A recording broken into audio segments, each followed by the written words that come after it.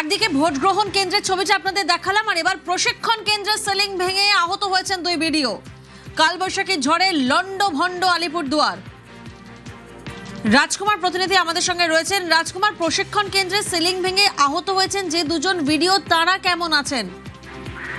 দেখো প্রিয়াঙ্কা, যে দুজন ভিডিও জখম হয়েছিলেন তারা কিন্তু এই মুহূর্তে কিন্তু তারা সুস্থই আছেন। তার কারণ হচ্ছে যে ভোটের কাজের মতো গুরুত্বপূর্ণ কাজ, ফলে অসুস্থ হয়ে হাসপাতালে ভর্তি হয়ে থাকলে চলবে না।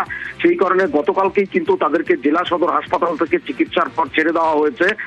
এবং যেটা ঘটনা ঘটেছে সেটা হচ্ছে আলিপুরদুয়ার শহরে যে রবীন্দ্র ভবন, সেই রবীন্দ্র ভবনে কিন্তু ঝড়ের সময় প্রশিক্ষণ চলছিল। সেই সময় কিন্তু রবীন্দ্র ভবনের বাইরের দিকটায় যে ফলস সিলিং, সেই ফলস সিলিং খসে পড়ে কিন্তু আলিপুরদুয়ার 1 নম্বর ব্লকের যে ভিডিও অরিজিৎ দাস এবং কালচিনি ব্লকের যে ভিডিও মিঠুন মজুমদার, এই দুই ভিডিও কিন্তু তারা সামান্য জখম হন। তাদেরকে জেলা সদর হাসপাতালে নিয়ে যাওয়া হয় এবং সেখান থেকে চিকিৎসার পর তাদেরকে রাতেই ছেড়ে দেওয়া হয়েছে। এই মুহূর্তে দুই ভিডিওই সুস্থ রয়েছে, কিন্তু ঝড়ে কিন্তু এই দুজন ভিডিও প্রশিক্ষণ কেন্দ্রেই জখম হন।